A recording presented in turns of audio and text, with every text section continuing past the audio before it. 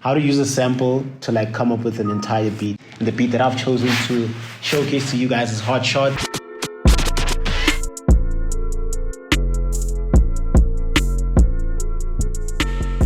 The sample that I came up with is called the Travis Scott ambient sample, which I picked up from Looperman. This is how the sample initially sounded like.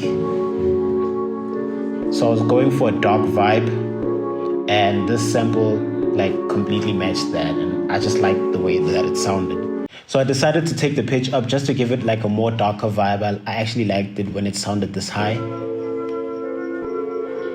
And then I also just like stretched it up to fit the tempo that I picked on Fruity Loops, which is 146, and that's like the perfect like turn up tempo if you're like trying to make that beat to like rage off. How you can actually manipulate the length of the sample is by using the multiplicator knob, which you find on the time stretching section.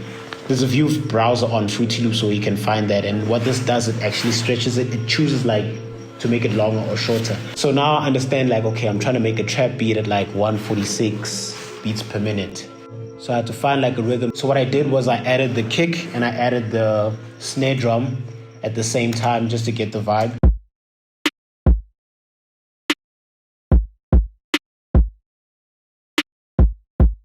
So that's like off the dome, like when you boom, boom, as like when you make a beat.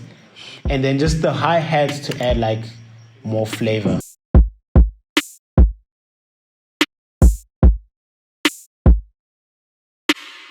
One technique that a lot of producers use, especially if you're making like a trap beat, is to cut and chop the hi-hats and like go for like a triple time effect, which is like that sound that you get. When I ended up like just manipulating the hi-hats the way that I did and listening back to the beat, it just sounded so dope. You know what I mean? There's a rhythm, now you're vibing. So you know where the beat is going and it's got a rhythm. And then when you just add the melody, you've already got a vibe.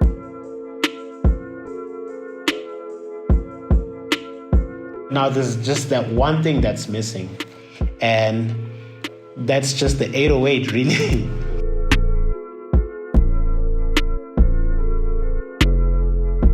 I just wanted to add something else just to like finesse it, and that was the open hi-hats, and that was really the last thing. And when you hear it,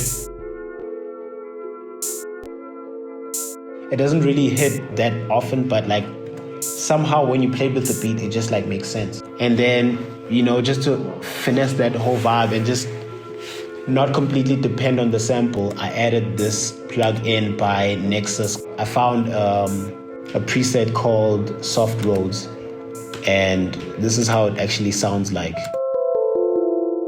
Alright, so that's like pretty much it, like in a nutshell. Like Hot Shot wasn't really that hard to make because I was guided by the sample.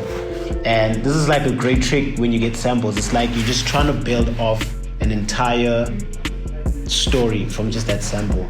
And how you want to choose the instruments and the drums is really much up to you.